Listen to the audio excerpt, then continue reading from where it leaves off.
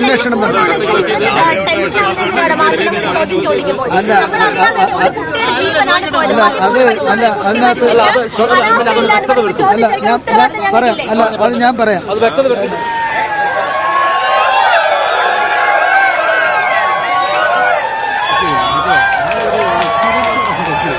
പിന്നെ medical കോളേജിലുണ്ടായിരുന്നു. Body വരുന്നതിന് മുമ്പ് ഞാൻ തന്നെ മെഡിക്കൽ കോളേജിൽ സൂപ്രണ്ടിനെ എല്ലാം വിളിച്ചു പറഞ്ഞു. ഞങ്ങൾ അത് ബോഡി വന്ന് ഇൻക്വസ്റ്റ് എല്ലാം തയ്യാറായി പൂർണ്ണ എത്തിച്ചതിന് ശേഷമാണ് ഞാനിപ്പോൾ വരാൻ വൈകിയത്. ഇതിൻ്റെ കാര്യം ഞാനിവിടെ ഷോ കാണിക്കാൻ നിന്ന ആളല്ല.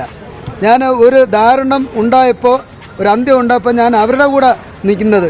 എനിക്ക് ഷോ കാണിക്കേണ്ട കാര്യമില്ല. 25 വർഷക്കാലമായിട്ട് ഞാൻ അവരോടൊപ്പം നിന്നത്.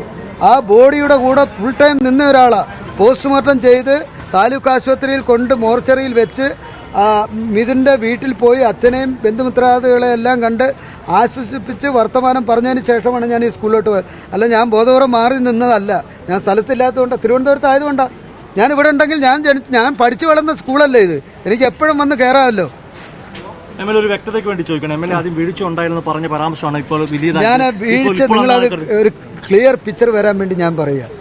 KSEBക്ക് വീഴ്ച ഉണ്ടെങ്കിൽ വീഴ്ചയെന്ന് അംഗീകരിക്കും. സ്കൂൾ അധികൃതർക്ക് വീഴ്ച ഉണ്ടെങ്കിൽ അതും അംഗീകരിക്കും.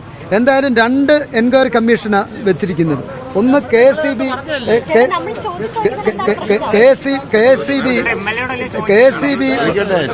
ഒരു അന്വേഷണം നടത്തും. അല്ല അല്ല അത് അല്ല അതിനകത്ത് അല്ല ഞാൻ പറയാം അല്ല അത് ഞാൻ പറയാം. ഇടയ്ക്ക് കയറി പറയണ്ട സാബു, ഇടയ്ക്ക് കയറി പറയരുത്. MLA പറയുന്നത്. അപ്പം അല്ല അതിനകത്തൊരു വ്യക്തത ഞാൻ ഇപ്പോഴും ആവർത്തിച്ച് പറയുകയാണ്. KSEBക്ക് വീഴ്ചയുണ്ടെങ്കിൽ വീഴ്ചയെന്ന് പറയും.